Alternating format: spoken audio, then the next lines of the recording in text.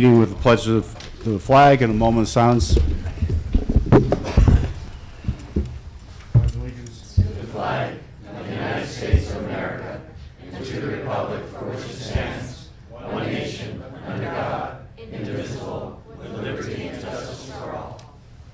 Moment of silence, please.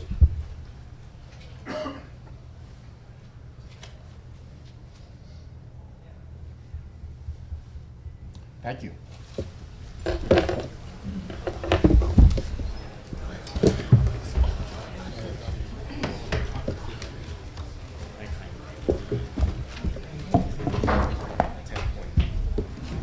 Roll call, please. Mr. Griffith? Here. Mr. Haas? Here. Ms. Hauk? Here. Ms. McDermott? Here. Mr. McGinley? Present. Mr. Perry? Here. Ms. Riedel? Here. Ms. Sedman? Here. Mr. Schnee? Present. Mr. Urban? Here.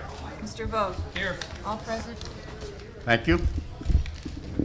The first item this evening is a public hearing. The public hearing is on the proposed ordinance to repeal the Luzerne County Ordinance 2018-04, and that's the ordinance that deals with the $5 vehicle fee. And this ordinance that is in front of us this evening is an ordinance that would repeal that ordinance effective the end of this year, December 31, 2020. So today, at this time, we'll be only dealing with people who want to speak in that regard, that ordinance that would repeal the $5 vehicle fee. Michael Stosh? Michael Stosh? Excuse me, would you check and see if Michael Stosh? Michael Stoss. Stash? Sorry. Michael Stash.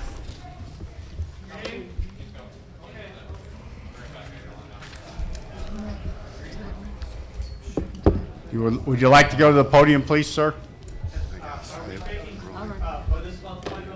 That's correct.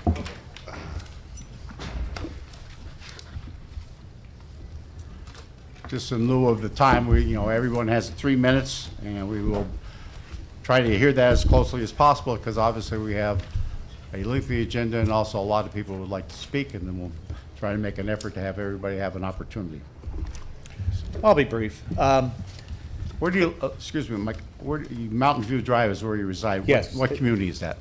That's Lehman Township. Lehman in, Town, yeah, thank you. Town of Dallas. Yep.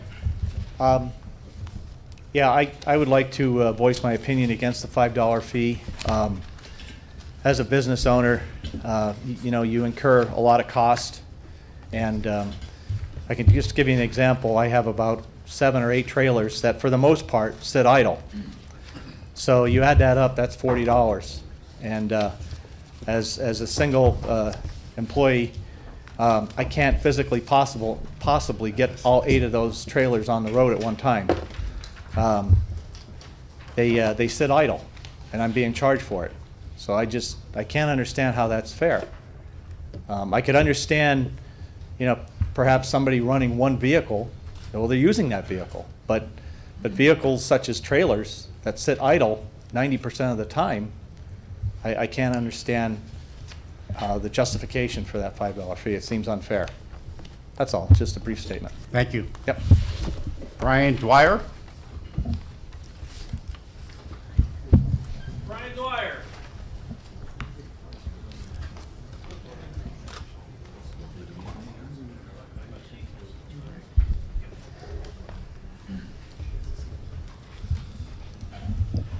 Hi, my name is Brian Dwyer. I'm from Larksville, and I'm here to speak out against the renewal of the $5 vehicle registration fee. Like the gentleman before me said, he could see if it was on one vehicle and it's $5. I don't share that point of view. I have a couple vehicles, they're all on the road. Yeah, it's $60, and the trailers, are another $5. I got 3 trailers. The trailer registration is $12. The tax on it is $5. It's 45% of the bill. At what point in time between this and other things that go on in this county is enough? I'm tired of coming up with extra money for stuff. I pay road and bridge money in my taxes in Luzerne County. Now I got to pay another fee. It's just like, you got to stop.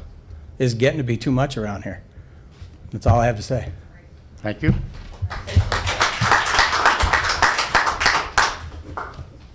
Brian Shiner?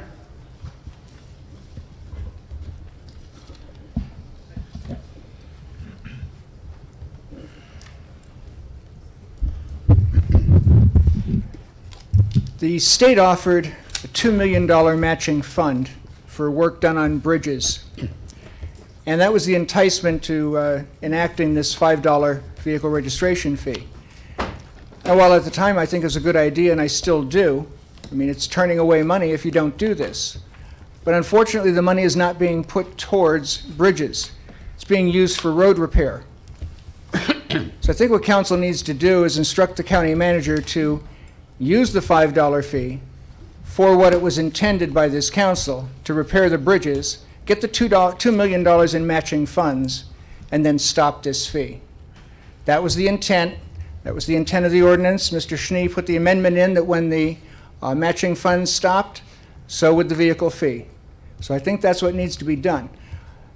Using the money now for road repair, there's other funds for that. This needs to be used for bridges, get the money, end the program, and take the burden back off the taxpayers and the residents of this county. Thank you. Thank you. Mr. Newman?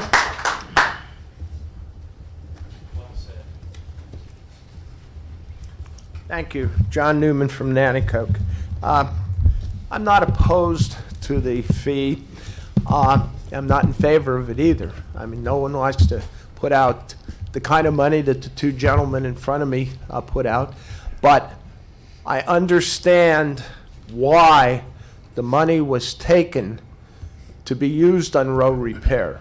And it was for a long-term gain for the county, because the road that was repaired now belongs to, I think it's Butler Township, which means that the county no longer has to maintain that piece of road. And the deal with the township was fix the road and we'll take it over.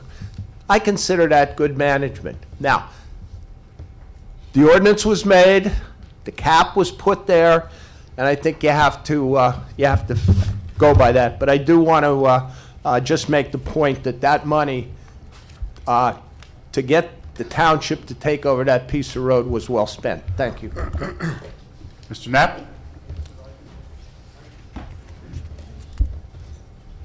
Ron Knapp from Nanticoke, Pennsylvania. I'm here to speak about my dissatisfaction, my viewpoint of the $5 addition to the registration fee. I believe this fee is unnecessary in that in the last 3 years, inflation hasn't increased. In fact, it has decreased. If inflation hasn't increased, then the material that is used for roads and bridges construction isn't as costly. Not to mention the taxpayer in PA pays some of the highest tax on fuel at the pump than most other states. I feel this is another form of gouging we, the taxpayers, are being subject to. Also, the amount of jobs with a robust economy should more than make up for the shortfalls we might have been experiencing 3 years ago. I feel strongly that we have become a society who thinks throwing money at problems will resolve them. Not so, especially when it is the taxpayers' money you are throwing around. I appreciate the council members who have introduced ending this unnecessary addition to our cars registration. Some have been taking the responsibility seriously, and they have hit the ground running as soon as they were appointed. Thanks for your attention. Thank you. Benjamin Kowalewski? Benjamin Kowalewski? Oh, there he is. Okay.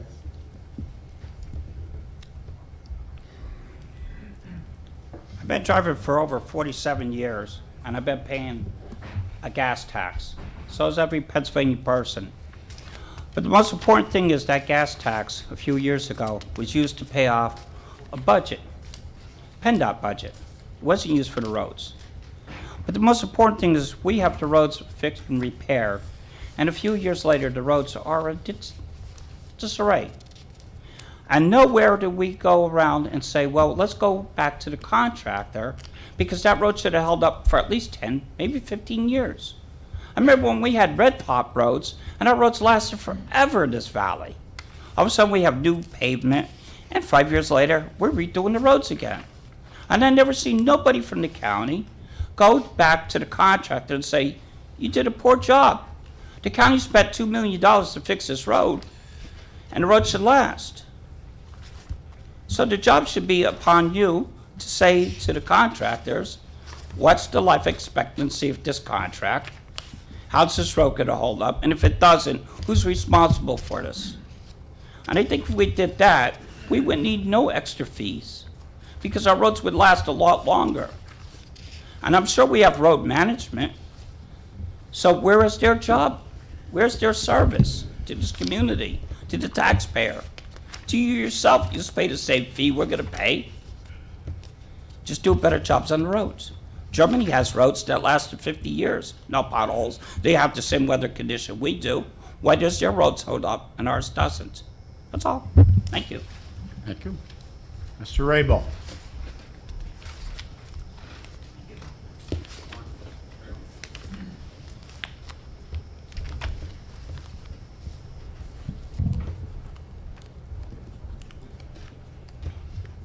Good evening.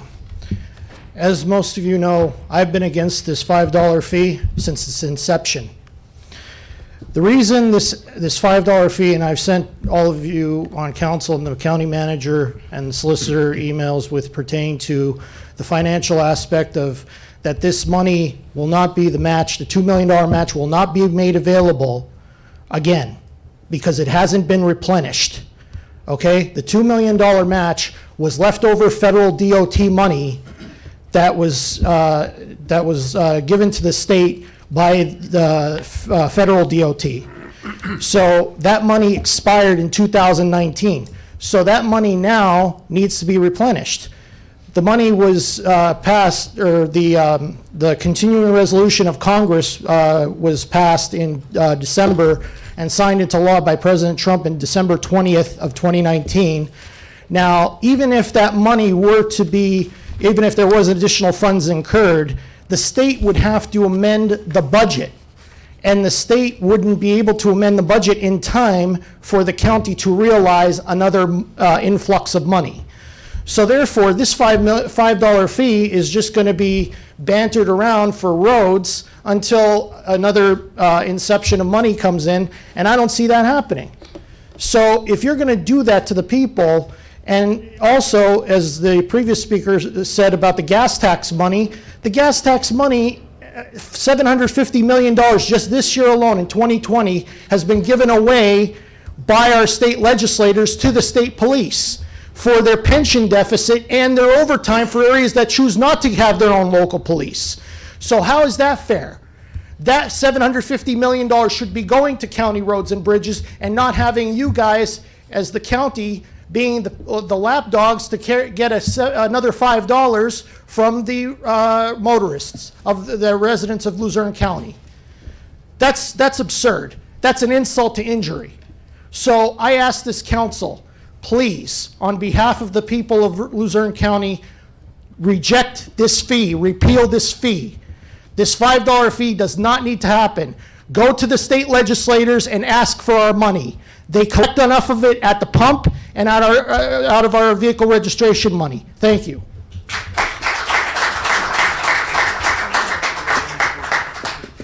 Those are the people who have provided slips. Are there other people in the audience? Yeah, but not on the $5 fee. I don't think so.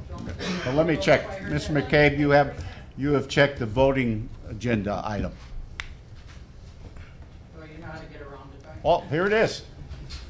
Well, I made a mistake. Okay, you want to speak? Yeah. You're welcome to go up there. Yeah, I read the paper today. I'm wondering, maybe the engineer can answer this. Ellenwood Drive in Mountaintop or first of all- Crestwood, Wright Township. All right, excuse me. It's on the water, it's on the money. That's no problem. Please direct your questions to me. Okay, Okay. okay. Well, And I then- just said, maybe they can answer it. And you're right, maybe they can, Is it, maybe they is it a can't. county road or is it Wright Township or Mountaintop Road? Ellenwood Drive and Crestwood Industrial Park. Because I worked in industrial park in Dunmore, Troop had to fix one part of it, and Dunmore fixed the other part. So who's responsible for the road up there? I think, well, is You that- think is or that- you know? I don't know Well, that's what personally. I'm saying. But if you would, 700,000 is a lot of money if it ain't a county road. well, is that your only question, Mr. McCabe? No, I'm just saying, okay, Pedri in today's paper said that it's going to depend on state funding. Well, if state funding don't come, I wish you guys have the initiative to stop the $5 fee, because it was brought out, it was supposed to fix bridges. We didn't fix any bridges yet. We did 2 or 3 roads, and he zapped the people by not fixing any bridge. I know it costs a lot of money to fix bridges, but you know, he said one thing and he did something else, you know, so I wish this comes to an end if the state don't give their grant and money. Thank you. And Ms. McCabe, the ordinance does have a sunset clause in it that says that the state match is not there, the county is out of the $5 fee. Thank you. And, no, Mr. Plush, I didn't see him sitting Find there. out about that road if you could. Well, that's what I was going to ask. Yeah, would you ask him to come in for a second, please?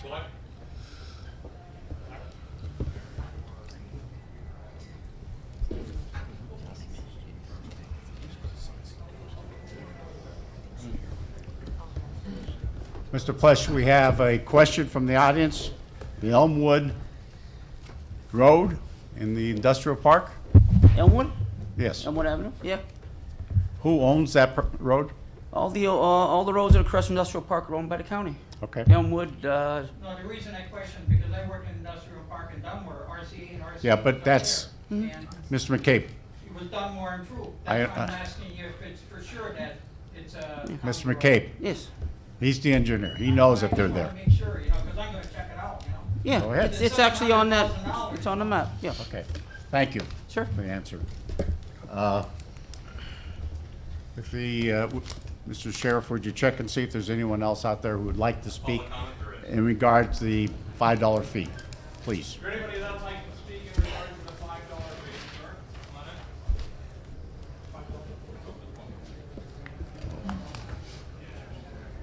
in. You have a slip? Great. Could I have it so I have your name and, thank you. Anthony, right? I've been here my name is Anthony R. Stanziola. I'm from Foster Township.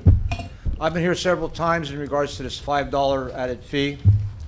All due respect, if I had the money, I'd file for an injunction in federal court, because I did the homework over 7 years of research, and it's wrong. Short version, 1905 critical date. Before 1905, you bought a car, you had to go see the prefecture in this building, fill out the forms, and then go across the hall to the tax office. So back then, the revenue collected stayed in-house to each county. 1905, the same year they created the state police, that's when registration was centralized in Harrisburg. And then each county was supposed to get its share of the money pie through apportionment, based in part on how many vehicles were registered in each county. So you guys should have been getting your $5 cut all along. The last time I spoke here, I talked about you should request an audit to see where the money went.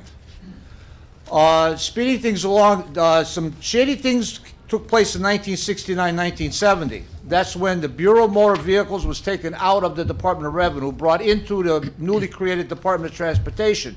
So what they did with some word magic, they renamed the tax a fee. It's not a registration fee. Initially, prior to 1903, registration was a single one and done. You didn't have to get it renewed every year. So the whole purpose of centralizing registration in Harrisburg was to then they redistribute the money through apportionment. I mean, with all due respect to everyone, we collect a lot of money through fuel tax. So what do? We give a big chunk of it away to the state police for their pension. With all due respect, if the state police need money for their pension, they could borrow a fireman's boot and go stand in a street corner. We need the roads fixed. We've been collecting all this money all along. Excuse me, allow him to finish, please. One last thing, again, with all due respect to everyone here, okay? I see the big picture. To me, this thing called government, this elusive thing has become a parasite. It's like its sole directive is to feed its own belly on a diet of sweat equity. I mean, you guys don't, all due respect, you don't serve the public except as a menu item so the cronies could have a happy meal. Excuse me, Mr. Stanziola. Okay, I Would you apologize. please keep your comments based on the $5 fee? Okay. Thank you. So now, getting back to this $5, it's a registration, like I said, was centralized in Harrisburg. And then through apportionment, each county was supposed to get its share. So apparently that was taking place for a while, but then something happened in 50 years ago, 1970. I requested you people request an audit. Where was you guys should have been getting your $5 cut all along. So, thank you.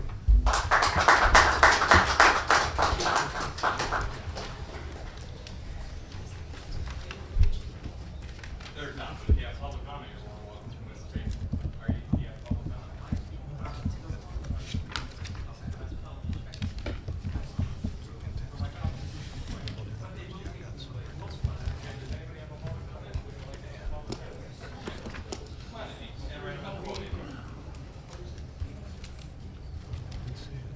To the podium, please. Thank you. Could you give me your name and where you reside, please? Mr. Ralph Minella. I represent, which I'm proud to say, the city of Pittston. Okay. Thank you. Who am I addressing this here? To me. Who are you represent? We're The Luzerne County Wyoming Council Valley- members. I'm sorry, sir, I have a bad ear. Luzerne County Council.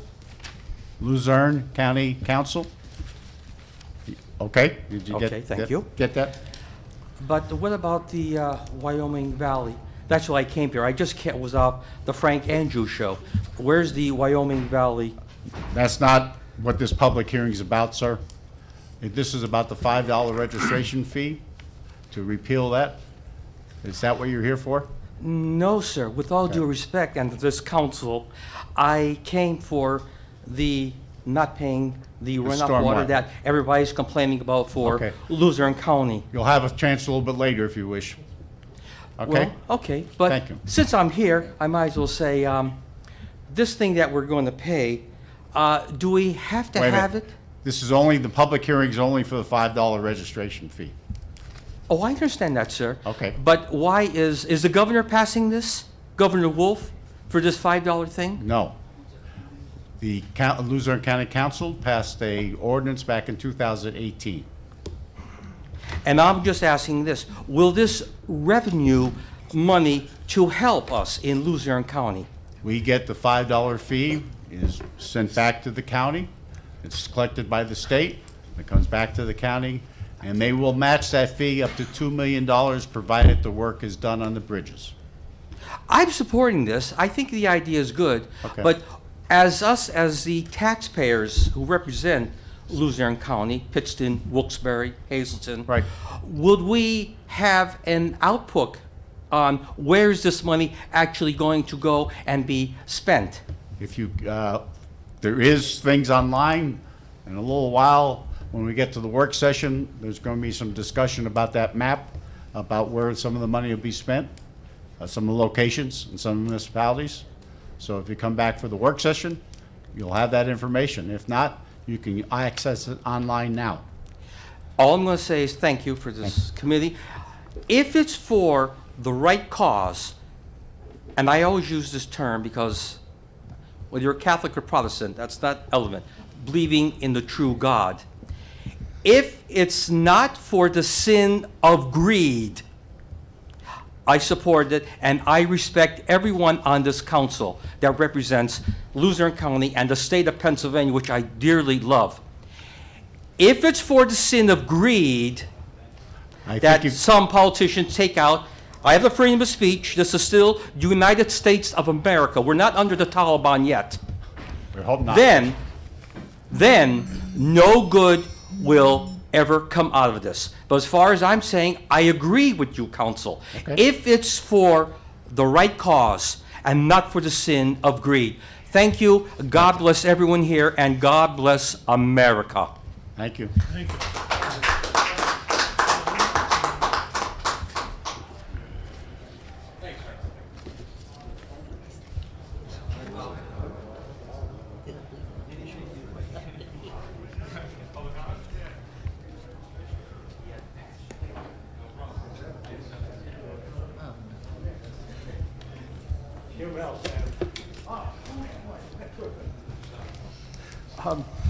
Here to express my humble opinion regarding the vehicle registration fee. I want to, first of all, commend Mr. Urban for trying to get this fee rescinded.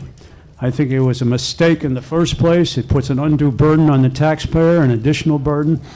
May not seem like much, but to some people, an extra $5 is a lot, or especially if they have several cars, you know, in one person's name, that sort of thing. It could certainly add up. It's a nuisance tax, and I think that the nuances, as it has been explained to me, it has to be a $2 million match by PennDOT for this fee. And so far, from what I understand, correct me if I'm wrong, I mean, I may not know everything you guys know, but it doesn't get rescinded until the $2 million is matched, and the money has to be spent on bridges. And so far as I understand it, Mr. Pedri has spent the money only on roads.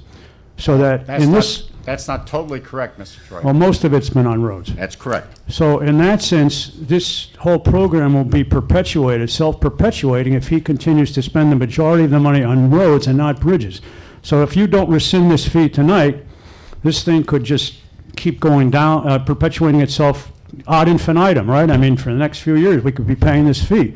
And as I see it, unnecessarily. I just want to address the people who I think voted for this thing, was it last year? This was about- 2018? 2018. So I guess Mr. Schnee, Mr. Perry, Mr. Vo, you, Mr. McGinley, and Ms. Saman, I think that the proper thing to do, and I urge council to vote to rescind this fee tonight if there is going to be a vote.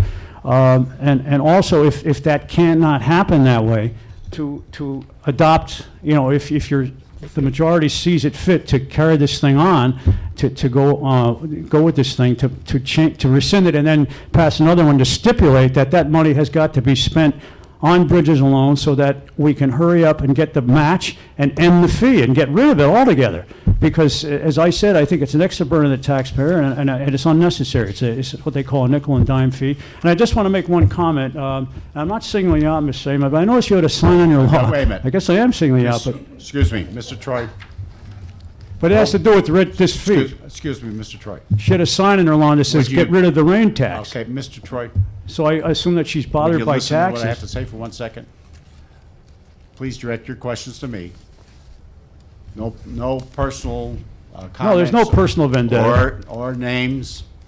But I'm just pointing out the fact that the people who did vote for this last time didn't see the nuances of how this was going to play out, with this money, most of the money being spent on the roads and not the bridges, so that the thing could, as I said, perpetuate itself, and that's not right, because it was, as I understand it, it was supposed to play out maybe in a year or 2 years at most, and then we'd get rid of it. So I hope that you 5 people, or the number of people here tonight, will see the light and vote to rescind this thing now, or vote with the stipulations to make sure that this fee is closed down within a year or two, that Mr. Pedri sees it fit to spend the money only on bridges. And if necessary, if you do rescind the fee, maybe we can find the money, you know, for infrastructure somewhere in the general budget, as it used to be paid for. Thank you. Thank you.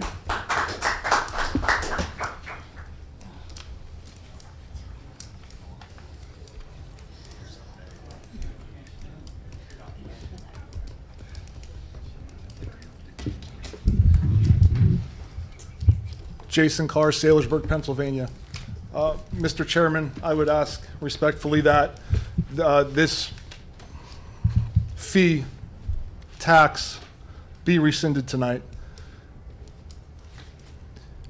It wouldn't have to be implemented if Mr. Pedri would stop spending frivolously within the county.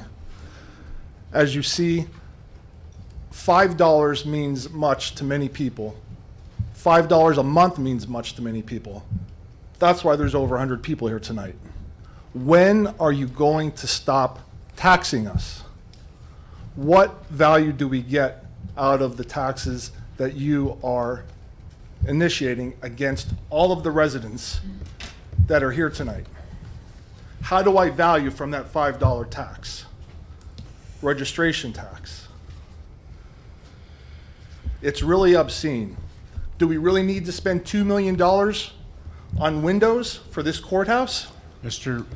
Carr, please, your comments on the $5 fee, please. You're compensating this $5 registration tax for other spending measures that Mr. Pedri is not competent as manager of Luzerne County. And you know that. 2 years from now, hopefully everyone in this room and outside realizes that there's 3 people that need to go from this council because they're going to vote the way you want them to, Mr. Chairman. And I'm not confident that the tax is going to be rescinded tonight, even though there's a very good showing of people against this tax. And it's a shame. So I hope everyone in this room and in the rotunda know to, in 2 years, vote out Mr. Vogue, Ms. Excuse me, Segman, Mr. Carr. and Mr. No Perry. personal names? None. Your questions should be directed to me, You're a part please. of government. I mean, so, Mr. Chairman, Yes, sir. everyone in the rotunda and in this room should understand that Mr. Vogue, Mr. Perry, and Ms. Sedman should be voted out in 2 years. Mr.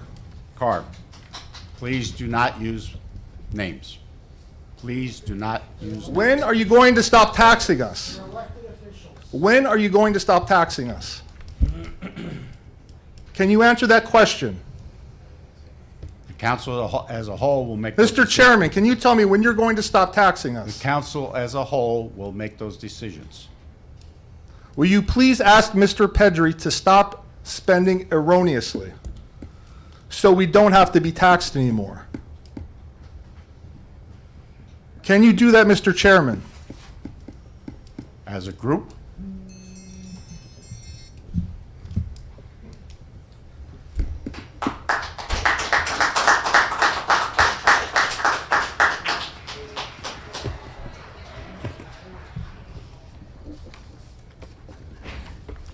anyone else out there, Mr. Sheriff? There is.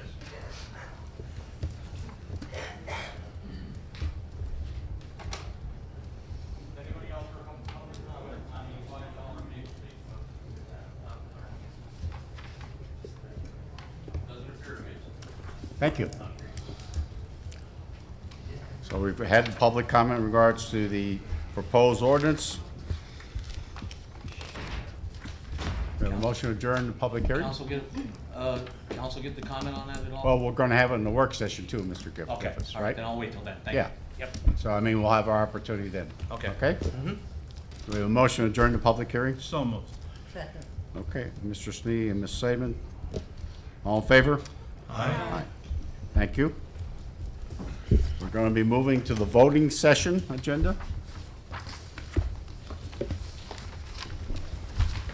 We're going to begin the session again with the pledge and a moment of silence in recognition of a gentleman who was a former resident of Luzerne County and had been recently residing in the community of Nanticoke, Dr. Stanley Dudrick. If you read the papers last week, you recognize the fact that this is a gentleman who has quite a history with the medical sciences. He is known as the father of intravenous feeding. And he did this when he was 22 years of age, when he was a surgical resident at the University of Pennsylvania Hospital in Philadelphia. Recently, in the last 8 or 10 years, came back to the area, served on the programs at Misericordia University for physician assistants, and also worked with the Geisinger Commonwealth School of Medicine. So the moment of silence will be held in his behalf. We'll begin with the pledge, please. Pledge allegiance to the flag of the United States of America and to the republic for which it stands, one nation, under God, indivisible, with liberty and justice for all. Moment of silence on behalf of Dr. Didrik?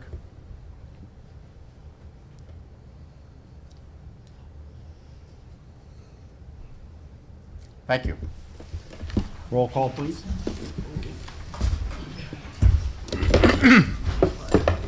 Mr. Griffith. Here. Mr. Haas. Here. Ms. Howe. Here. Ms. McDermott. Here. Mr. McGinley. Present. Mr. Perry. Here. Ms. Radel. Here. Ms. Sedman. Here. Mr. Schnee. Present. Mr. Urban. Here. Mr. Vogt. Here. All present. Thank you. Recognitions and ceremony proclamations. There was a request for a proclamation for Daniel Dimmitt. He was in the Boy Scout Troop 25 down in Whitehaven, and the presentation was made on Sunday down there to Daniel and his family at the VFW down there. The troop recognized his accomplishments, and we provided that proclamation per request. We also have several retirements from the County of Luzerne. Mr. Alou, who was the Director of Assessments, Mr. Atmiller, who was the Residential Property Manager, Grace Bradshaw from the Mental Health and Developmental Services, Mr. Capitano, who was a detective with the District Attorney's Office, Ms. Cronauer, who was a case manager with the Area Agency on Aging, Ms. Florin, who was a case worker for the Mental Health Developmental Services, Mr. Gregory, also a caseworker with Children and Youth, Mr. Rosowski, who is a person who worked in the prison at the Water Street, Ms. Whitehead, who was the auditor in the Budget and Finance Department, Kathleen Zagowski, who was also a case aide for the Area Agency on Aging, and Ms. Shaw, who was a communicator down with the Luzerne County 911. We'll send a note of congratulations on their retirement and best wishes going forward. Deletions or additions to the voting session agenda? Mr. Chair? Yes, sir. I'd like to strike 8, 9, and 10 off the agenda, which are all the authorities, boards, and commission appointments for tonight. I passed out a document to all of my fellow council members here, and for basically 10 reasons. And part of them are because of what appear to be violations of the bylaws of county council. And I'm going to read them really quickly. Number one, county council committees for authorities, boards, and commissions was not formally, council committee for the ABCs was not formally established prior to the January 21st, 2020 ABC applicant interview meetings. Only the vice chair was recognized as chairman of the ABCs due to Rule 2E, duties of the vice chair of council, the rules and procedures of operation for the Luzerne County Council. No 2-day notice was given to county council as a whole prior to January 21st, 2020 interviews. Appears to violate Rule 10G, where it says notice requirements for committee meetings. All members shall be notified of the date, time, location, and agenda for any committee meeting at least 2 business days before the meeting, and the same information shall at the same time posted on the county website and posted at the clerk's office and publicly advertised. The agenda shall include a list by number and short title of all legislation to be considered at the meeting. 3, email from clerk of county council, subject county committees list 2020 was sent out yesterday at 1:23 p.m. The email did not come from the chair of council, nor has it a signature from the chair. It's just pretty much a list of county council committees. If county committees were established by the chair of county council, the vice chair of each committee has not been appointed. Appears to violate Rule 10B, chair to appoint committees not later than the second regular council meeting following each organizational meeting. The chair shall appoint the chairperson, vice chairperson, and members of each standing committee. There is no vice chair that's been appointed to any of the standing committees. Rule 10K, list of committees appeared to be violated. The clerk shall maintain and post the county website a listing of all standing or special committees and all subcommittees and advisory committees currently existing within the council, the officers and members of each, and the regular daytime location of each meeting if established. No posting of the current committees are posted on the county website. And of course, the other one could not be posted because it wasn't actually stood up, but they held the interview prior. County website currently states open seats for ABCs with just members with Ms. Saidman and Mr. Schnee on there. There's still, you look at the website now, it still shows it's missing Mr. Perry's name and also Ms. McDermott's name from the website. Currently, the ABC eligibility list, well, this was this morning, but it was updated sometime this afternoon, was dated 1/9/20. That wasn't the most up-to-date information. Members of the public should not have to sift through the 28th of January 2020 agenda to find such information. Policies and procedures regarding Luzerne County Authorities, Boards, and Commissions PDF is dated May 17, 2012 draft. Basically, it's the rules and procedures by which we establish eligibility. And in number 8, it says, eligibility list interested applicants for each county authority, board, and commission shall be retained and shall be considered effective for 1 year following the most recent interview session for the authority, board, and commission, which is a old copy of the PDF, if I'm not mistaken. Things are supposed to be I think the interviewees are supposed to be eligible for 2 years, but that document has been out there since 2012 that states only 1 year. So that's what we're portraying to the public and causing a conundrum.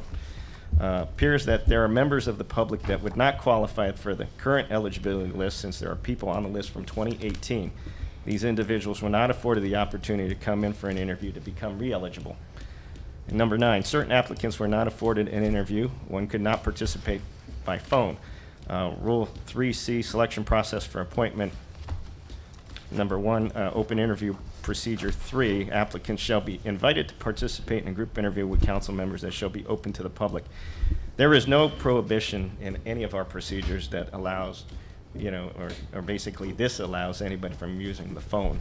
So I think, that person should have been afforded the ability to actually interview over the phone if he's out of town or out of state. Number 10, as stated in Rule 3C, selection process for appointment, open interview procedure, applicants who are determined to be ineligible for appointment for reasons specified in the home rule charter or due to specific requirements of a county authority, board, or commission shall be notified of the determination of ineligibility in writing. And so my question, were those applicants who were determined ineligible for appointment notified in writing as well? So, there are some legal conundrums that I think by not keeping our information up to date on the website, it actually discriminates against individuals from applying or actually becoming re-eligible, and some of the rules are not correct. So I think the entire process tonight should be actually put off until we clean up our own act here in County Council and get the rules straight and make it a fair playing field for everybody. Make that motion? Make that motion to strike 8, 9, and 10 off. Do we have a second to that? I'll second that, Mr. Chair, and I think the motion just to postpone, Steve, right? Correct. For a future date. So it doesn't invalidate the work that the committee would have done, so which is clearly a lot of work. Right. Nothing disparaging the committee, but I think we need all the people we can get, all hands on deck for these kind of positions. I support that 100%. Yeah, it's not to invalidate the individuals that interviewed and the work that was done, but I think we put the cart before the horse this past week. The committee wasn't stood up, so quite honestly, Mr. Griffith, myself, were sitting in the audience for the interview process.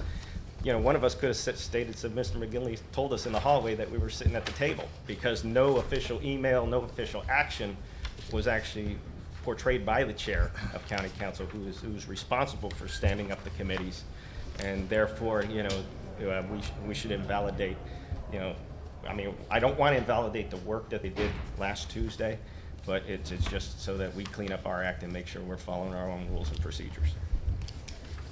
Okay, we have a motion and a second on that. I have 2 other motions I want to add. One would be to ratify the agenda schedule that's at your places. It's been a draft for several weeks, and finally I think we're at the point where we can ratify that. I also, on the advice of our solicitor, Mr. DeLuca, he tells me that based on his legal opinion, we should ratify the ABC appointments that were on 1/9/2020 and all other committee appointments that happened on 1/27/2020. Committee appointments. Correct. So we have 3 different motions to be added to the Council agenda. committee appointments, right, Mr. Chair? Excuse me? Clarification. Council committee appointments, you said? That's correct. Just the sheet that you included. That's correct. Okay. I don't, well, Go ahead. just, I mean, I don't believe that that's required by the bylaws. We have never done that. Right. I went back and Because looked it's at all pretty clear, the. It's up to the council all- chair. yeah, I went back and looked at all the minutes, all the agendas. We've never done that. Mr. DeLuca informs me, his legal opinion is we should. Well, then maybe we should put that in the bylaws. Well, I agree, but tonight, we have that legal opinion, and I think you're correct. We should include that in the bylaws.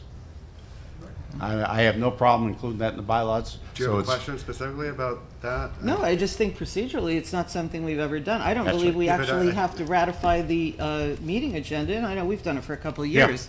But I think that it's pretty clear in the bylaws that the chair sets the meetings, I sets the thought so too. agendas and all That's what I that. read, and, He Yeah. sets them, but he has to set it at a public meeting. yeah. So, under Mr. DeLuca's advice, I have that motion for ratification. Okay, well, I think you were the solicitor back in 2012, too, and Yeah. I don't think we did it then, but that's okay. I don't know if you know that for sure. If we did it or I not. looked at the minutes and Yeah. agendas today, after I spoke It- with Mr. DeLuca. When I an could not elected find official- it. No, When I- an elected official walks out of this room, unless they've been granted power under statute or by the majority of this board, they have no authority at all to make any decision once you walk out of this room. But he was named chair by the majority of the board. Absolutely, and he's authorized under the charter or under the bylaws and administrative code to choose committees. But those committees have to be decided and presented in public. He can't do it in private by a But what if private we email. disagree with his appointment of the committees, though? I mean, where That's do why you you go from appoint him there? chair. That's one of the perks of being the chair. Well, I He gets can to vote for pick him, who but- he wants Okay. for chairperson. I know, of- but what, you don't. We had agree with that, Ms. Hack, we had that discussion. it. Okay, all right. And he's our solicitor. I respect his opinion, and as a result, I make that motion. So we have 3 different motions to add to the agenda. Since Mr. Urban was first, his motion, I believe, and correct me if I'm wrong, you want to postpone number 8, 9, and 10 on the agenda due to Correct. the citations that you provided. That's correct. And Mr. Haas Second that. made that a second. On the question? Question. So I know we said it wasn't going to like invalidate what they did, but will those interviews need to be, like, will all those candidates need to come back and be re-interviewed? I mean, in a perfect world, they probably should, but I won't push it. Well, I I wouldn't push it. I would say at this point, we should probably ask the solicitor Yeah. that question. Well, I mean, we had talked about this today. I looked into the fact that the appointments were made outside of the public meeting. I figure the best resolution to that is to have council by a majority approve his ratification or ratify those committee appointments. If the council chose not to ratify the commitments, then the chairperson could just announce today what the committee appointments are, and then there'd be a question as to whether or not whatever actions took place by the committee chair, by the committees prior to today, whether or not they were valid or not. Mr. Solicitor, I think she's talking about the citizen appointments, if I'm not mistaken. She's talking about the citizens' interviews, I believe. Right, but I think But it. not the but- committee chairman's suggestions for the committees. No, but we're tying it in, so if we Yes. ratify this, if we have to ratify this, Yep. then it would make sense to have to postpone since this wasn't ratified, so I think it's connected, No, is that right, Mr.? The only reason that council would today vote to ratify these appointments is because we're applying the action that the chairperson took outside the public meeting of making these appointments. We are ratifying that action and saying, we're okay with the fact that he made those appointments by email prior to the meeting. If the council chose not to ratify that today, council chairman still has the ability to appoint council members to be to certain committees, but it would be from today going forward. So that work would be done. So we have Mr. Urban's motion, Mr. Haas's second. You vote in favor of that? Everything's postponed. Okay? Roll call, please. Mr. Griffith? Yes. Mr. Hawes? Yes. Ms. Hauk? Yes. Ms. McDermott? No. Mr. Perry? No. Ms. Radel? Yes. Ms. Sedman? Yes. Mr. Schnee? No. Mr. Urban? Yes. Mr. Vogt? No. Mr. McGinley? No.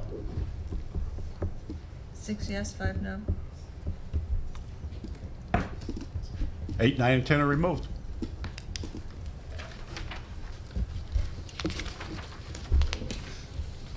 Second motion was to ratify the schedule that's in front of you. We have a motion for that. So moved. Mr. Sneed, do we have a second? Second. Ms. Radel, all in favor? Aye. Aye. Any abstentions or any in opposition? None heard. Schedule's approved. Moving to the committee appointments. We have a motion to ratify or approve the appointments as submitted. So moved. Ms. Radel? Second. Second, Mr. Urban, Mr. Sneed. On the question? On the question, I'm going to vote no on this just because I don't believe that it's necessary. I don't think it's something we've ever done before. And it's not that I disapprove of your appointments, but I think it puts an unnecessary burden on council to second guess what the chair has already decided. So I'm going to vote no, but do what you want. I don't disagree with you, Ms. Hauk, but our solicitor has a different opinion. Well, there you go. Yes, Ms. Saban? Mr. DeLuca, I understand this issue of voting publicly and agreeing to it, the names of the people on the committee. Right. But you were saying that from the get-go, the assignments of committee are incorrect.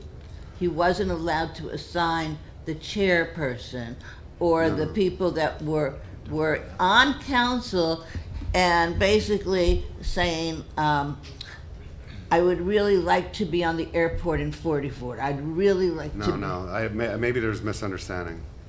The elected council members, your authority is really here in this room. When you are at a public meeting that's been advertised and you have a quorum of board members present, that is the time that this board has power. That's the time that this board could give individual members certain powers. When you walk out of this room, you have absolutely no authority unless it's either been granted by law, which in this case, I don't know of any circumstances where it is, either under the charter or under state or federal law, or if this board had granted an individual, let's say the chairperson, with authority to do a certain thing outside of the purview of the public. In this case, I reviewed the bylaws. There's nothing that specifically authorizes in the bylaws the ability of the chairman to make these appointments outside of the public view.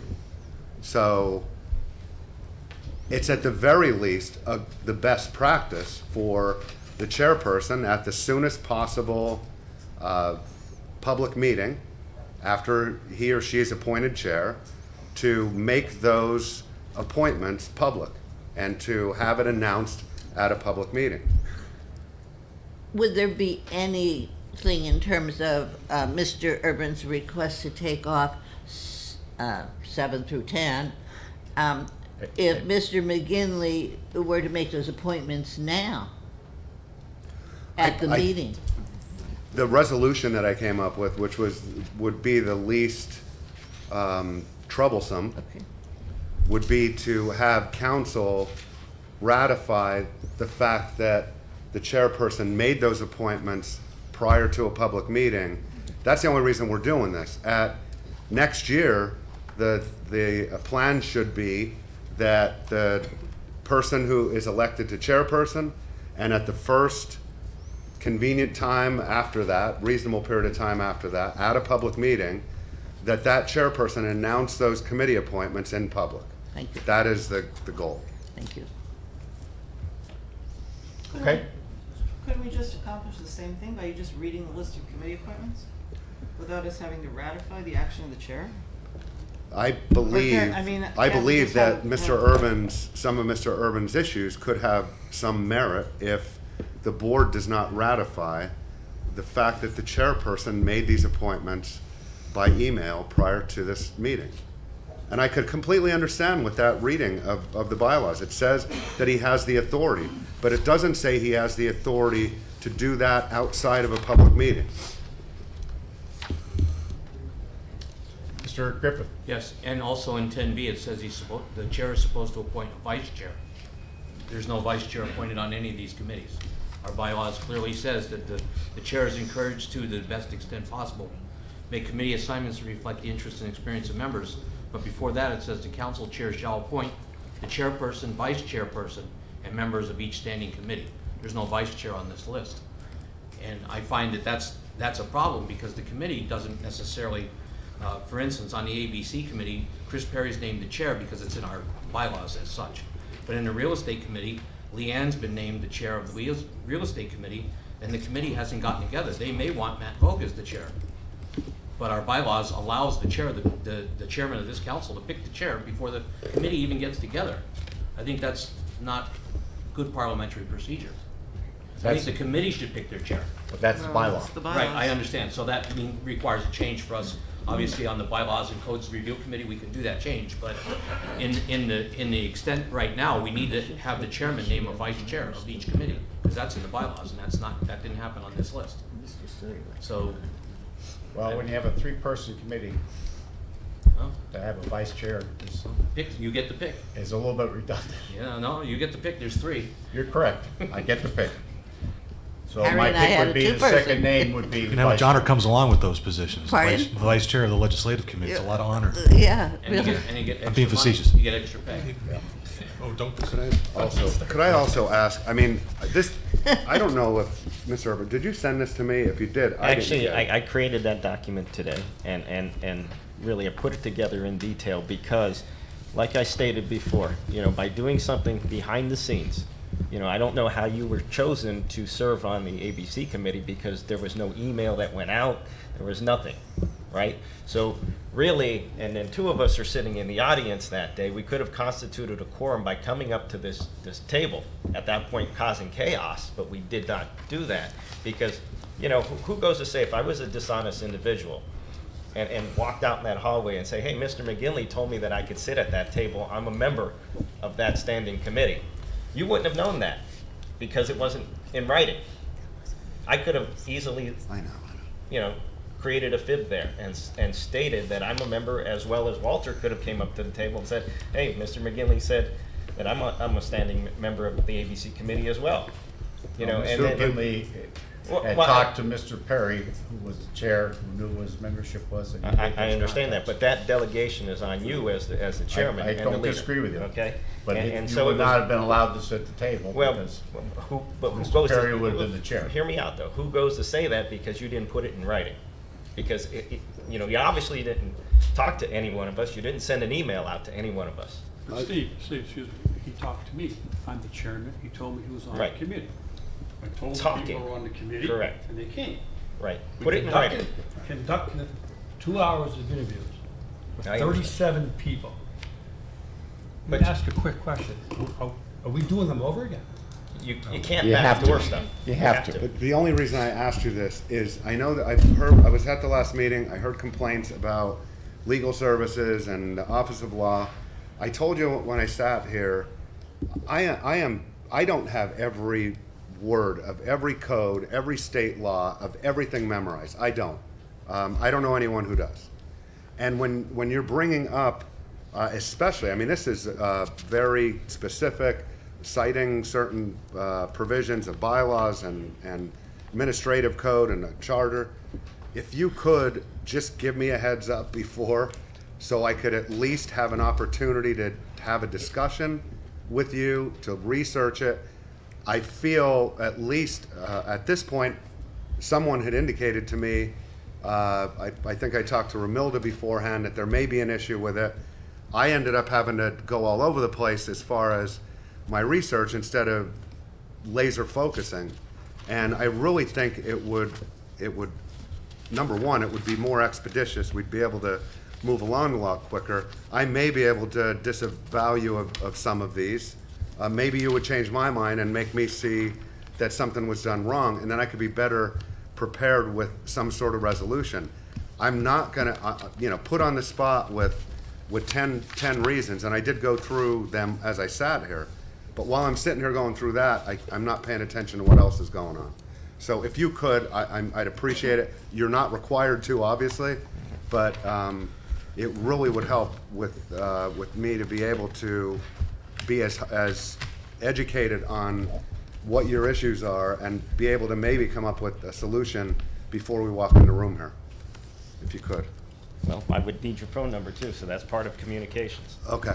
You know. Mr. Chair. Yes. Getting back to the ABCs. So, again, are these interviews valid or not valid? No, well, I asked that question, Chris. I think the interviews are valid as far as I was No. concerned. I asked that. No. I asked I said, my question was, does this invalidate this hard work that the committee put together? How And can said you have no, it doesn't. validated if you don't approve the committees? How can you have it validated, Mr. Haas? If I could say something? Certainly. Because I actually established the procedure for the interviews for the ABC Right. committee, for the ABC applicants. The point of it was, and before we actually had an ABC committee that worked on anything at all, we used to interview them in front of the entire council. Yep. And some council members chose to be there and some did not. The fact is, those people were interviewed in the presence of 6 council members, were they not? You had 4 Four seated at at the- the table, two and you people had were out in 2, the and were audience. you there too? So, okay, so you had a majority of council members that saw them. You're not making a recommendation, all you're doing is verifying that they're eligible. Their names were placed on an eligibility list. There was no recommendation coming from the committee. I don't see why the interviews would not be valid, because no recommendation resulted from the committee's actions at that meeting. They actually took no action. All they did was have an informal discussion with some applicants. Well- There were no official actions by that committee. There can't be an official action by the committee. Right. And that's well So stated. what would invalidate them? The fact that the committee was not appointed. But it was a majority of council members that witnessed the interviews. That's the point. But only 4 people were part of the committee, 2 people were in the audience, because that would have created a quorum if they were part of the committee. As far, I think, if I may, are you done, Linda? Yeah. I think if I may, Mr. Chair?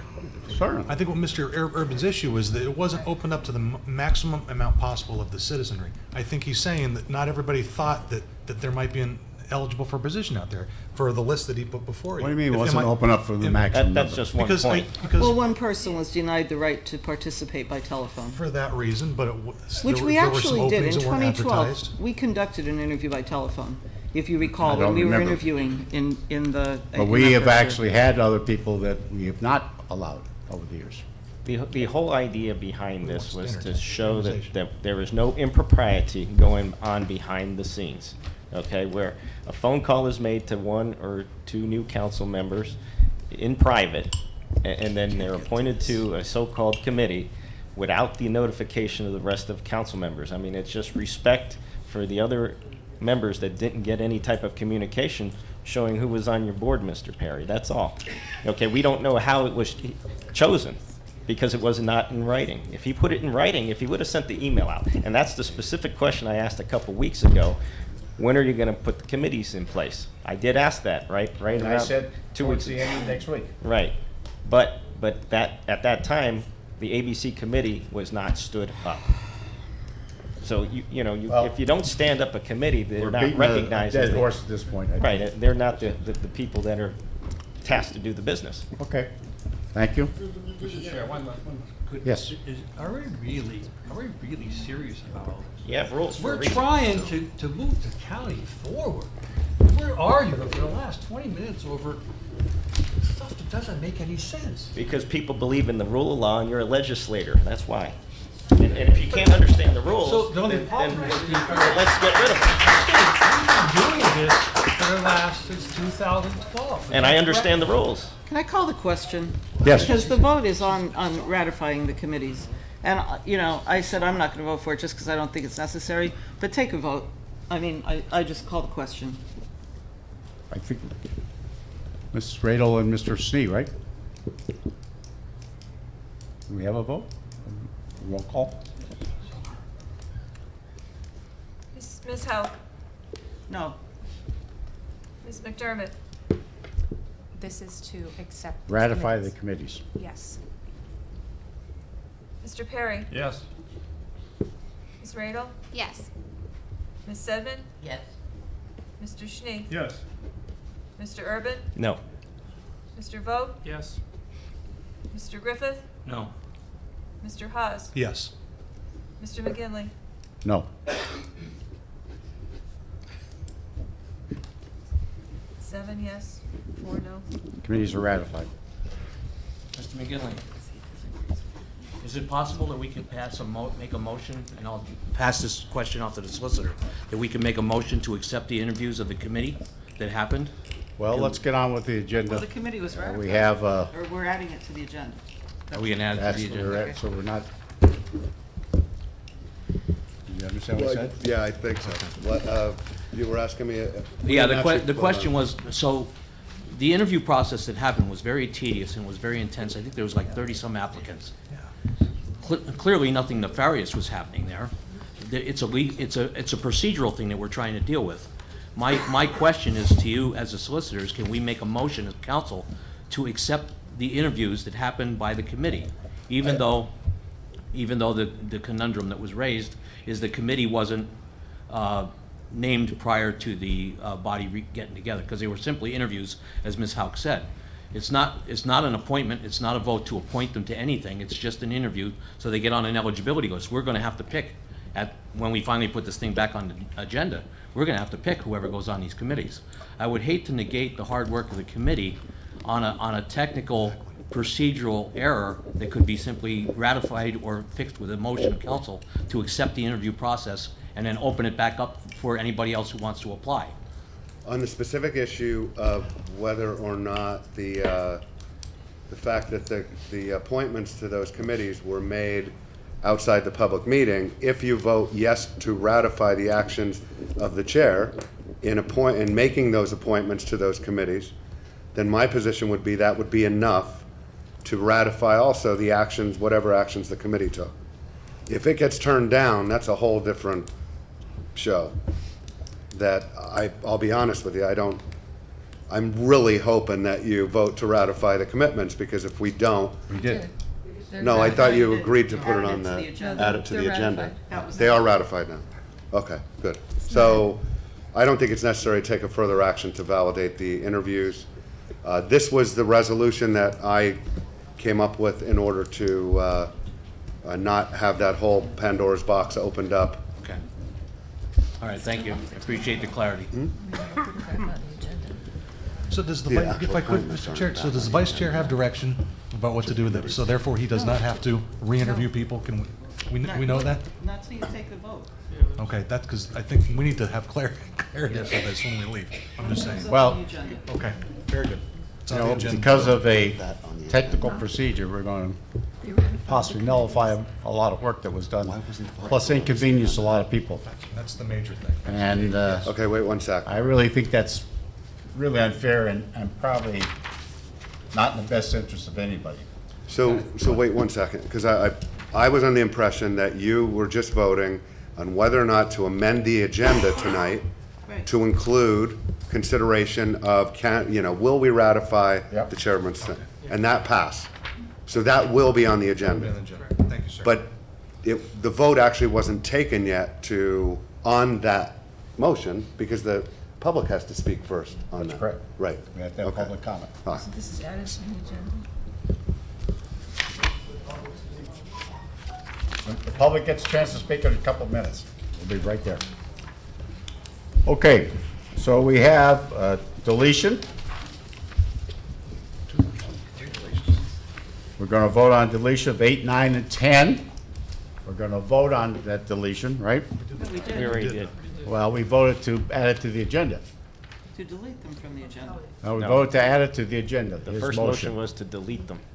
We voted to add it to the agenda. Your motion, seconded by Mr. Haas, just as we voted to add the ratification to the agenda. No, the first one was 7-4. That was to I delete the agree 8, what the 9, number and 10. was, but it was to add it to the agenda. No, it was No. to delete them from the agenda. Excuse me, you're correct on that deletion from the agenda. Right. So we will be voting on that as part of the agenda. And we'll vote on that at number No, we 8. already deleted them from the agenda by I 7-4. think we voted to add it to the agenda. No, we did not. It We was a deleted vote to delete it from the agenda. Right. So it's not anymore an agenda item. 8, 9, and 10 are no longer. We voted for motion. He made a motion to delete it. We voted to add, that came under additions and deletions to the voting agenda. It was a deletion from the agenda, 7-4 vote. voted on that. We voted on that. Or It was 6-5. 6-5, but it was, right. Was to 6-5 remove to them take it off. From today's agenda, to postpone it. Yeah, postpone it. And then the second vote was to add the ratification. The second vote was to add the No, ratification. we had 3 motions on the floor. Well, we only voted on 2. No, we voted on Actually, we voted on 3 now. The first motion was Mr. Urban's motion for deletion. Right. The second motion was for the schedule. Okay. And the third motion was for ratification of committee assignments. Okay. Those were all going to be added or deleted from the agenda. That's what we voted on. So those are now motions that will be part of the agenda. But 8, 9, and 10 are deleted. Well, they're added to the agenda. Those 3 are all added to the They were agenda. added to the agenda. They were on the agenda. The vote was to remove them. Right, as part of approving the agenda. Not as, we didn't get to 8 or 9 or 10. No, that was the vote. The deletion was the vote. I disagree personally, but the solicitor will offer his opinion.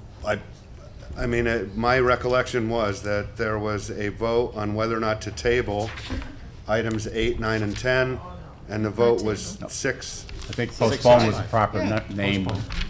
Okay. So that removes- Delete from the agenda. That's whether an or not. amendment to the agenda. That one was to delete them. And then the other 2 were to add 2 other items to the Yes. agenda. Now your motion should be on adopting the agenda with those amendments. 3 different amendments. No, removing 8, 9, and 10 and That's an adding- amendment. Right, that's one of the amendments to the agenda. Now you The just other wanna one's the approve schedule, adoption and the of other one's ratification. But they were voted on already. Now that's an amendment to the agenda. Now you want to adopt the agenda.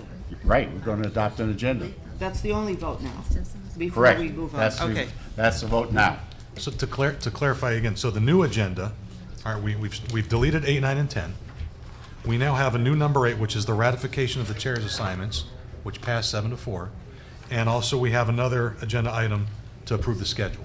And that's the current agenda that we're voting on, whether you want to approve that. Actually, the schedule's first and the ratification. Yeah. So can we, I don't want to. We need a vote to. So number 9 is the schedule approval, and then number 10 is the chairman's approval, the new number 10, to approve these. No. And that's the new agenda. Well, I think it would be 8, Oh, 9, or I whatever. apologize. Just 8 is the schedule, 9 is the ratification. Right. And that's what we're voting on right now. just the agenda. Right, the agenda, just Just to have approve to the new identify the agenda. agenda. So there The is amended nothing to agenda. ratify the appointments from the interview process. Right. We need a Motion motion to to adopt adopt the the voting agenda. Ms. So Howe? moved. Second. Second? Second. Ms. McDermott? All in favor indicate by saying aye. Aye. Any opposition, any abstentions? None heard, motion carried. Public comment on agenda items. Mr. Newman?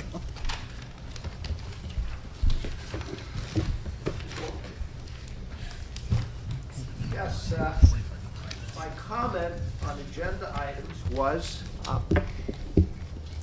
agenda item 8 and agenda item 9. Now, I'm not sure, They're am not I on the commenting on the agenda or am I commenting on not the agenda? And what happened, Mr. DeLuca, what happened to past practice and precedent? Wasn't there a precedent in this county to do it the way the chairman did it? And doesn't that come into play? I'll tell you, I've been solicitor since 2000. All right.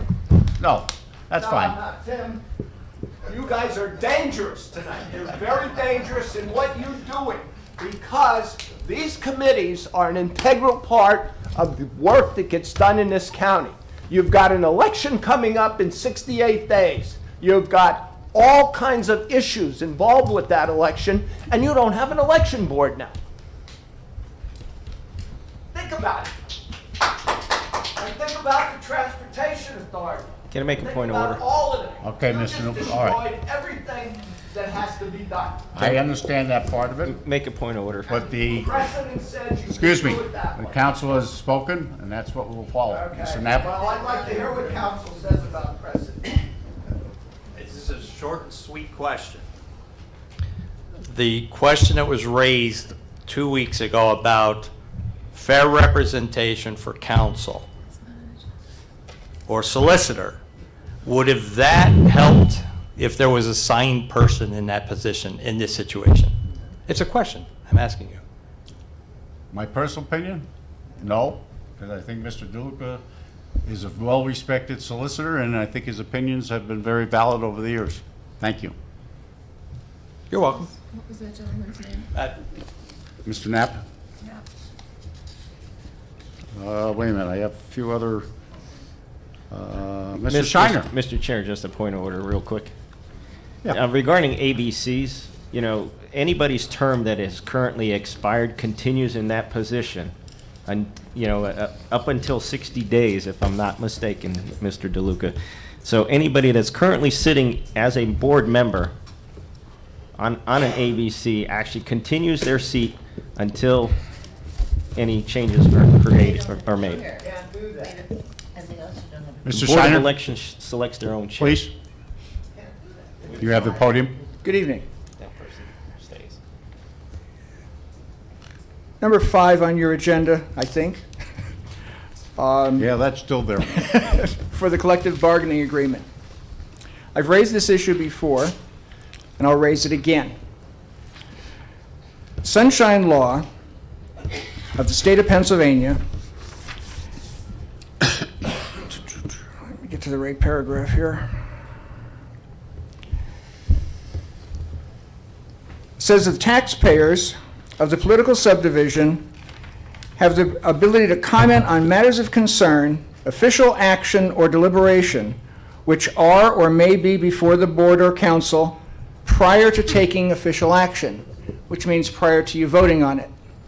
How can I possibly make a comment on the contract, or even for the lawsuit settlement that's on your agenda also, without the information? It's impossible.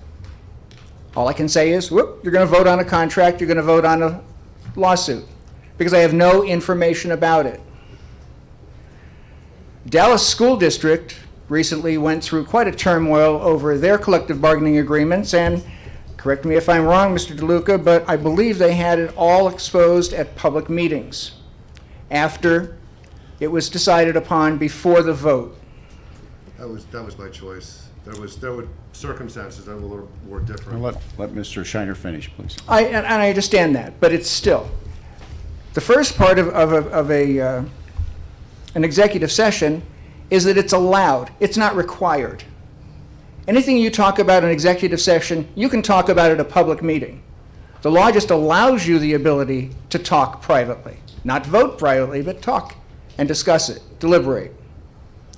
But before you take an official vote, the information should be given to the public, and with adequate time for the public to review it and be able to comment on it prior to your actual official vote. As far as I'm concerned, it's a violation of the Sunshine Law. It needs to be looked at, and it needs to be changed to be in accordance with the laws of the state of Pennsylvania and the Home Rule Charter. Also, Bill Falls has been on the Flood Protection Authority for 8 years.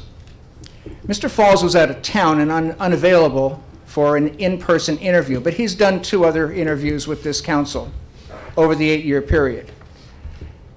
And because there's no stipulation saying that he can't, I see no reason why he couldn't do a phone interview to be reconsidered for the Flood Protection Authority. Mr. Falls was not going to ask for a reappointment, but he was encouraged by the elected officials in Hanover and some of the neighbors down there to do so. So he changed his mind, and he did. And I think we owe somebody that's given 8 years of service to this county with no pay that simple courtesy. Mr. DeLuca also said that if you vote to ratify Mr. McGinley's appointments to the committees, that it will not create a need to re-interview the people that showed up last Tuesday night. So I would certainly hope you all vote to ratify that, ratify the committees, because I think it would be a shame through errors of this council to put those people in a situation where they have to come back again, simply to come before the council and go through an interview process. So please, ratify those committee appointments. Thank you. Mr. Kowalewski, Benjamin Kowalewski, I think he was outside. Sure.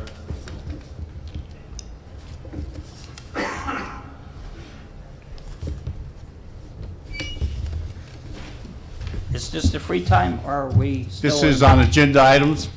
Okay.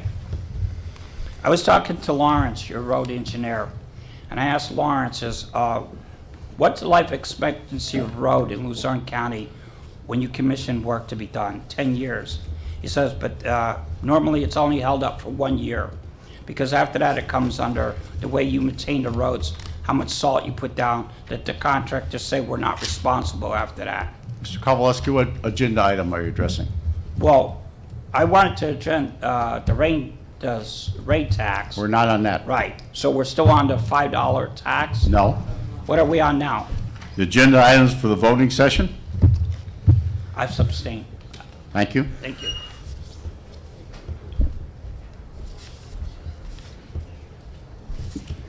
Mr. McCabe? Yeah, I sat here for a half hour and I seen you arguing back and forth. I have a question. I have an educator, 25 years, he worked for intermediate union as a boss.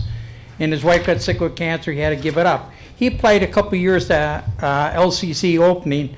Is he eligible without applying this time? Is his name still on the list? Mr. McCabe, the list is available to you. You can look on the list. Unless we have a name, I can't answer No, that. I was just wondering, like, Yeah. does he qualify or is he disqualified because he didn't apply this time? He's on the eligible list for 2 years. Well, yeah, I don't know when the last time he applied, Yeah. but he said. So a if couple years. if it's past the 2 years, he has to reapply. Okay. If he is within the 2-year time frame, he's on the eligibility list. Thank you. Or he should be on the eligibility. Thank you. Mr. Stash, he was outside.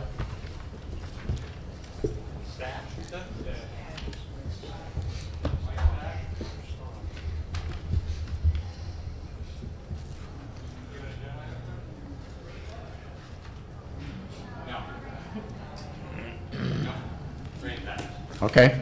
Mr. Rabo? He was outside? Oh, no, okay, he's not with us.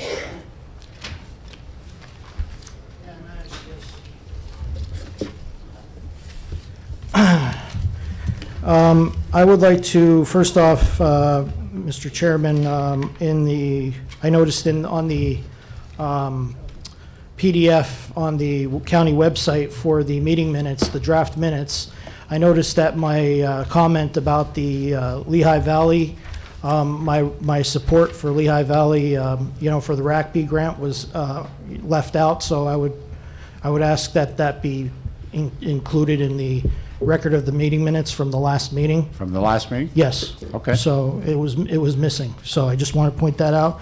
And I would like to restate my support under agenda item number 2 for the support for the RACB grant for Lehigh Valley. They need the funding for expanding their space. And they've done an excellent job. I'm sure that, the last comments at the last meeting were from some of the, from the manager and from some of the officials where they saw the Lehigh Valley Hospital in Hazleton, which was expanded, and they did a really great job, so I think that needs to be pointed out. Are the authorities, boards, and commissions still on the agenda, Mr. Chair, or no? No, they're not. Okay, so I believe that would be my only comment. Thank you. Thank you. Anyone else in the audience who did not fill out a slip who would like to come to the podium? Talk about an agenda item? Oh, no, sorry. Mr. Sheriff, would you check outside? Mr. McGinley, if I could have a point of, I guess it's a point of order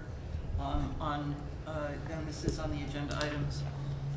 Item number 1 is on that ratification and the question of the format of the interview. According to the 2017 version of the bylaws, which is the most recent version, it says that the interview applicants shall be invited to participate in a group interview with council members that shall be open to the public. It does not say council committee, for one thing.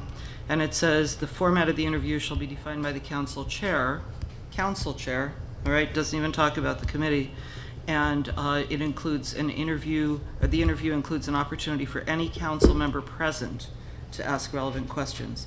So I don't think that the makeup of the committee was actually relevant in terms of that interview, right? And the other question about the continuation of the authorities, boards and commissions may be different, but under the Municipal Authorities Act, the members who serve on that on any authority remain in their position until their successor is appointed. Until they're replaced, So, right? yeah, that's in the law. That's in the Municipal Authorities Act.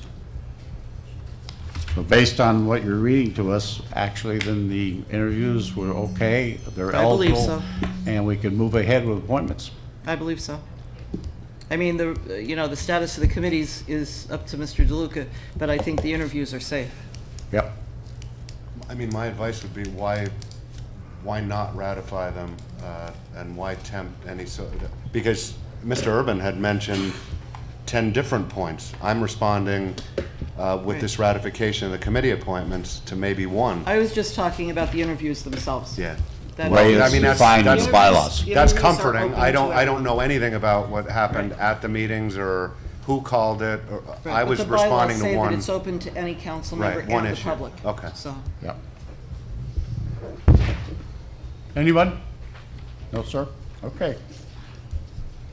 Moving down to item number 1, which are the minutes from the January 14th meeting. And Mr. Rabo, your comments in regards to the Lehigh Valley were in the work session, and that's why they're not part of the voting meeting minutes. Okay?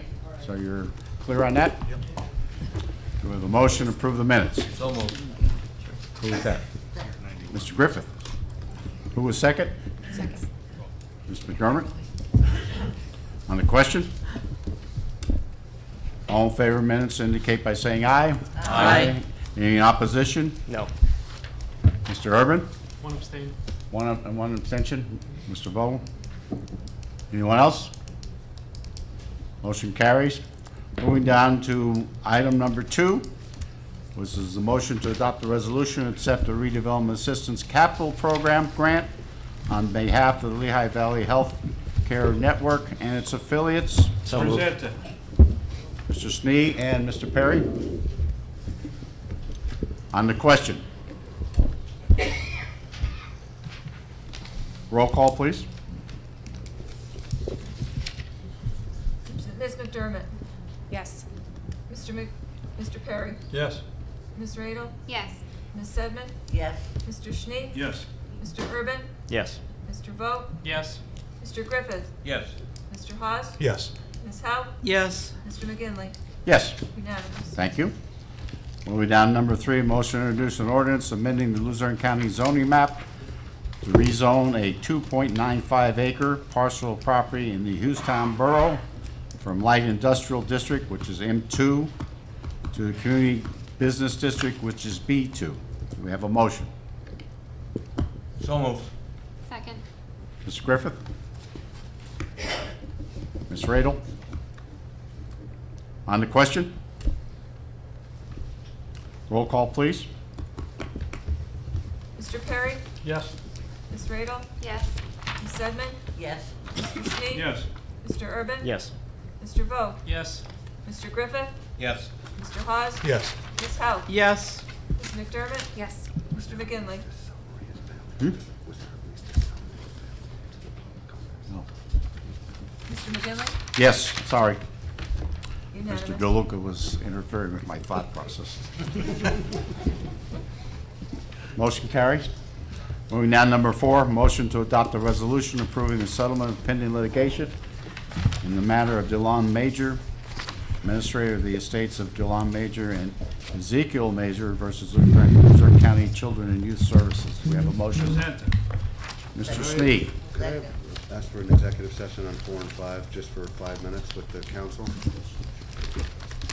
We have a request for executive session by our solicitor. So moved. Second. All in favor? Aye. We'll have an executive session. Hopefully, we'll be back by 7:25.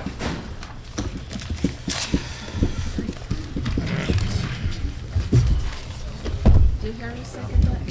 Was that Excuse Harry? me? Was that Harry who seconded the executive session? No. Who was it? Ms. Houck made the motion, Mr. Sneed made the second.